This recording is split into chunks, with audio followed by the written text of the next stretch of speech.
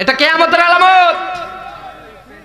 যোগ্য মানুষগুলোকে বিনা কারণে বিনা অপরাধে জেলখানায় বন্দী করবে, আর এরকম মমতাজের মতো নাস্তিক রামপামদেরকে এরকম ক্ষমতা আছে বসাবে।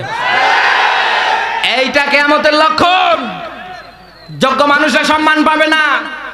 বাংলার মাটিতে 50টা বছর কোরআনের তাফসীর করেছিল, যার নাম এমন কেউ জানে না, যার ভালোবাসা এমন কোন হিন্দু বলেন, বৌদ্ধ বলেন, খ্রিস্টান বলেন, এক নামেই চেনে, আল্লামা দেলোয়ার হোসেন সাইদী।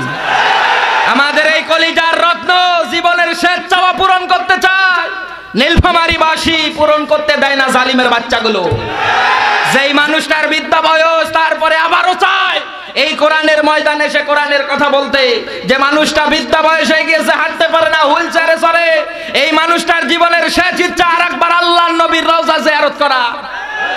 এই মানুষটাকে জীবনের শেষ ইচ্ছাগুলো পূরণ করতেছে, জালিমের বাচ্চাগুলো দিচ্ছে না।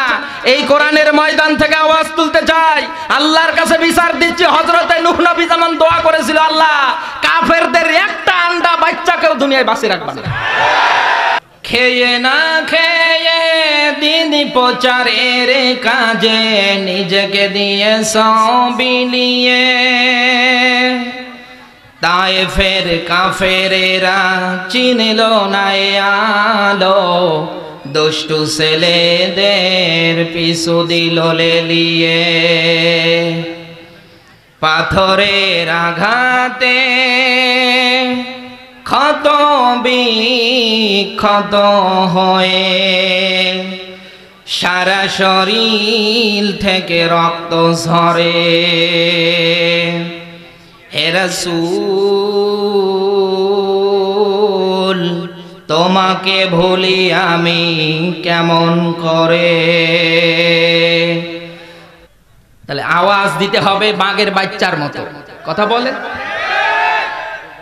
আজ মুসলমানেরা এই আওয়াজ না দেওয়ার কারণে বিজাতি যত নাস্তিক রাম বাম আছে, ওরা আমাদের উপরে উপরে উঠেছে আমাদের ইমানটা নষ্ট করার জন্য। আর সব জায়গায় এরকম দুর্নীতির আখড়া ওরা বানিয়ে ফেলেছে, আমরা প্রতিবাদ প্রোটেস্ট না করার কারণে। আমরা যদি সবাই দলবদ্ধভাবে একতাবদ্ধ হয়ে ঐক্যতা নিয়ে যদি মাঠে নামতাম, এদেশের নাস্তিক বেশি না, হাতে গোনা কয়েকটা। কথা বলেন। পালানোর রাস্তা খুঁজে পাবে না। ৯৬% মুসলমান এই দেশে। কত বলছে না কেন আমার ভাইরা? এই পৃথিবীর ময়দানে কোরআন থেকে যখন আপনি কথা বলবেন, কোরআন থেকে যখন আপনি ওয়াজ করবেন, পৃথিবীর ময়দানে যেমন তেমন করে এসে শুরু করা যাবে না। কোরআন থেকে কথা বলতে গেলে, প্রচার করতে গেলে নিয়ম মেনটেন করার দরকার আছে না নেই? একে দুনিয়ার সাধারণ অনুষ্ঠানের মতো। বিশ্ব নবী বলেন, পৃথিবীতে কোরআন শোনার জন্য দুনিয়ায় কোনো মানুষ যদি 1 ঘন্টা সময় ব্যয় করতে পারে, আল্লাহর নবী বলেন এই 1 ঘন্টা ব্যয় করার কারণে ওর আমলনামায় আমার আল্লাহ 60 থেকে 70 বছর বেঁচে থাকবার মতো নাফল ইবাদতের সওয়াব দিয়ে দেয়। আমার ভাইরা, এই জন্য বলতেছিলাম, দুনিয়ায় কোরআন যখন আপনি প্রচার করবেন, কোরআনের কথা যখন আপনি বলবেন, আন্দাজে বলা যাবে না, নিয়ম মেনটেন করে বলা লাগবে। এই জন্য আল্লাহ তাআলা আপনাকে আমাকে ওই নিয়মটাই শিখিয়ে দিচ্ছে। আল্লাহ পাক বলেন, ফাইদা ক্বরাআতাল কুরআন ফাস্তাইয বিল্লাহি মিনাশ শাইতানির রাজিম। সূরা নাহল 16 নম্বর সূরা, 14 নম্বর পারা, 15 নম্বর পৃষ্ঠা, 13 নম্বর রুকু, 98 নম্বর আয়াতে আছে। আল্লাহ তাআলা বলেন, হে নবী, যখন আপনি কোরআন প্রচার করবেন, কোরআনের কথাগুলো যখন আপনি বলবেন, নবী আপনার দায়িত্ব সবার প্রথম আপনি শয়তানের কাছ থেকে আমি আল্লাহর কাছে পানাহ চান। শয়তানের কাছ থেকে আমি আল্লাহর কাছে আপনি সর্বপ্রথম আশ্রয় চান। কারণ পৃথিবীতে কোরআন যখন আপনি বলবেন, এই পৃথিবীতে শয়তান সর্বাত্মক চেষ্টা করবে কোরআনের কথা বন্ধ করতে। কারণ আল্লাহ তাআলা ভালো করে জানে, দুনিয়ায় কোরআন যখন আপনি প্রচার করতে যাইবেন, কোরআনের কথা যখন আপনি বলবেন, এই পৃথিবীতে শয়তান যারা ওরা বাধা দেওয়ার জন্য লাফাবে। এই জন্য দুনিয়ায় দেখবেন দুর্গা পূজা করলে কোনো অনুমতি লাগে না। কথা বলে না কেন? এরপরে গানের কনসার্ট, এরপরে মমতাজের কনসার্ট, কোনো অনুমতি লাগে না। 180 মাইল বেগে চলছে। সর্বশ্রেষ্ঠতম কোরআনের কোরআনের ময়দানের কোরআনের অনুষ্ঠান করতে গেলে এর পা ধরা লাগে, ওর হাত ধরা লাগে, এইটা কেন? কথা বলেন। যেই দেশে ৯৬% মুসলমানের দেশে আমরা যদি কোরআনের অনুষ্ঠানই করতে না পারি, বারবার যদি থানায় যাওয়া লাগে, পারমিশন নেওয়া লাগে, অথচ এই দেশে মমতাজের মতো নর্তকী নাচে কোনো পারমিশন নেই। আপনি কিসের মুসলমান দাবি করছেন? কিসের মুসলমান আপনি? মুসলিম শব্দের শাব্দিক অর্থ যেটা আছে আত্মসমর্পণকারী, আত্মসমর্পণ করা। এই পৃথিবীর ময়দানে আপনার আমার দায়িত্ব কর্তব্য, এই পৃথিবীর ময়দানে আপনাকে আমাকে অবশ্যই আমার আল্লাহর বিধানের কাছে মাথা নত করা লাগবে। আপনি আল্লাহর বিধানের কাছে মাথা নত করেন না, বরং আরো কোরআন থেকে হক কথা বলে আপনার লাগে। কথা বলেন। কোরআন থেকে হক কথা বললে আপনার চুলকায়, কথা কয় না।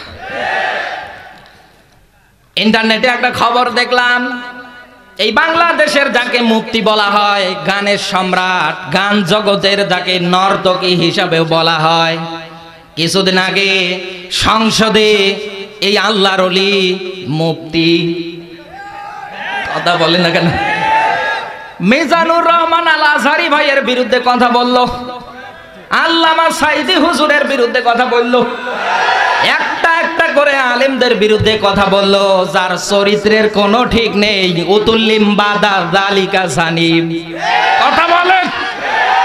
যার চরিত্রের কোনো ঠিক নেই, আবার গিয়েছে ওমরা করার জন্য। ওরে গোমরা, তুই করবি ওমরা, তোর ওমরা নেওয়ার জন্য আল্লাহ বসে আছে। এক কথা বলছে না কেন? ওর ওমরা নেবে? কি ফতোয়া দিচ্ছে,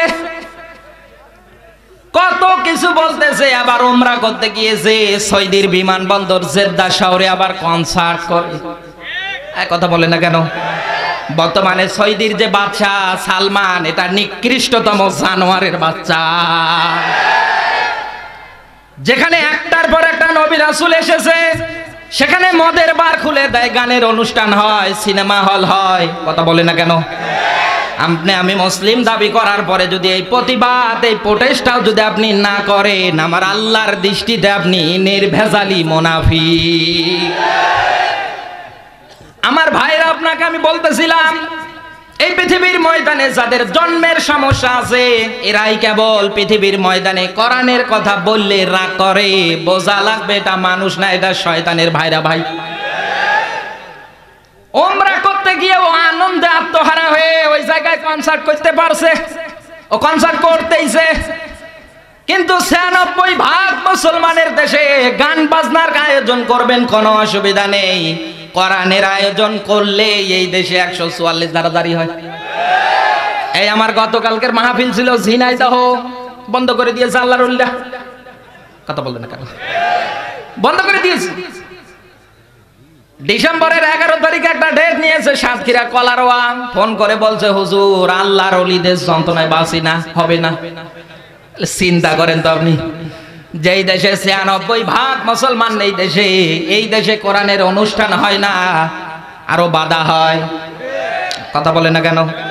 তাহলে আল্লাহর বাস্তব ব্যাখ্যা মিলে যায়। সূরা নাহলের ৯৮ নম্বর আয়াত স্পষ্ট মিলে যায়। এই পৃথিবীতে কোরআন যখন আপনি বলবেন, হে নবী আপনি শয়তানের কাছ থেকে পানাহা চাইবেন, শয়তান থেকে আপনি আশ্রয় চাইবেন। নীলফামারী বাসী ভালো করে আপনি খেয়াল করবেন, এই পৃথিবীর ময়দানে জালিম যারা আছে, এরা কোনোদিন চাইবেন আপনি কোরআন থেকে হক কথা শুনেন। কোনদিন এরা চাইবে না পৃথিবীর ময়দানে কোরআনের হক কথাগুলো আপনি শোনেন, আপনার বাস্তবে মেলান। কেন চাইবে না? আল্লাহর ব্যাখ্যা বলছে, এবার মেলান। আল্লাহ পাক বলেন, ক্বালা ফাবিমা আগাইতানি লাআকুদান্না লাহুম সিরাতাকাল মুস্তাকিম। বলেন আল্লাহু আকবার। এটা পাবেন আপনি সূরা আরাফ ৭ নাম্বার সূরা ৮ নাম্বার পারা ২ নাম্বার রুকুর ১৬ নাম্বার আয়াতে আল্লাহ ব্যাখ্যা দিয়েছে। কেন দুনিয়ার ময়দানে আপনি কোরআন বলার ক্ষেত্রে শয়তানের কাছ থেকে আমি আল্লাহর কাছে আশ্রয় চাইবেন? হে নবী, এই কারণেই চাইবেন, কারণ পৃথিবীর ময়দানে শয়তান সব সময় আপনাকে আমাকে ধোঁকা দিয়ে বোকা বানানোর জন্য গান বাজনার অনুষ্ঠানে থাকবে না, মমতাজের কনসার্টে থাকবে না, সব সময় ভালো ভালো রাস্তার মোড়ে মোড়ে থাকবে। ও উত পেতে থাকবে আপনাকে আমাকে কিভাবে ধোঁকা দিয়ে বোকা বানানো যায়, এইটা টার্গেট ওর। কথা বলে না কেন? ও সেদিন আল্লাহ তাআলা ওকে বললেন তোর জীবনের অপরাধ মাফি করব না, তোকে আমি অভিশাপ দিয়ে দিলাম, তোর উপর আমার লাঞ্ছনা, তোর উপর আমার গঞ্জনা, তোকে আমি মাফ করব না, তোর জন্য আমার জান্নাত আমি হারাম করে দিলাম। নীলফামারী বাসী ওই দিন আল্লাহকে ডাকতে বলে, আল্লাহ তোমার এই বানি আদমগুলোকে ধোঁকা দিয়ে বোকা বানানোর জন্য দুনিয়ায় খারাপ রাস্তায় থাকবো না, ভালো ভালো রাস্তার মোড়ে মোড়ে থাকবো। কথা বলে না কেন? ঠিক তেমনি আজ এই যে এখানে কোরআনের অনুষ্ঠান হচ্ছে, কত বাধা বিপত্তি উপেক্ষা করে কোরআনের অনুষ্ঠানগুলো করা লাগতেছে। কথা বলেন। আর যার চরিত্রে ঠিক নেই কোনো, ও আরামসে গিয়ে জেদ্দার বিমানবন্দরের পাশে জেদ্দাতেও কনসার্ট করতে পারে, কোনো অসুবিধা হয় না। যেখানে 70% ইসলাম চলে, বাকি 30% চলে না। কথা বলে না কেন?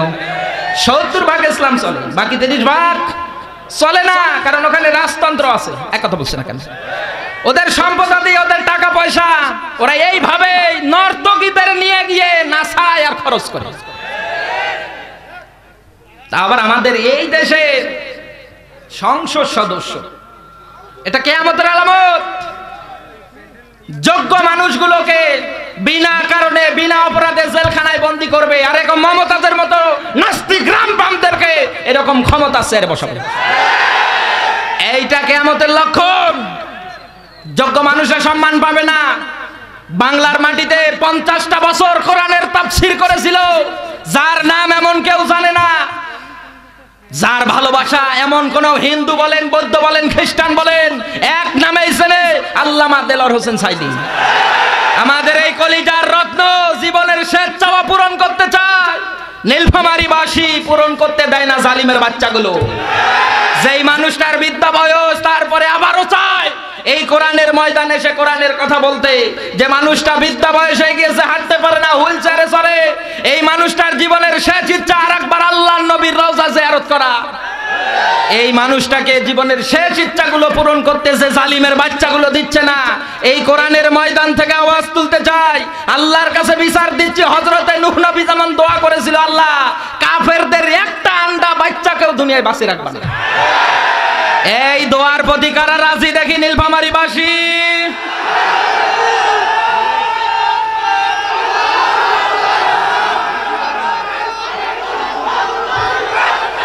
এ ভাই নামান হাত, নামান হাত, নামান। আল্লাহ কবুল করুক, বলেন আমিন।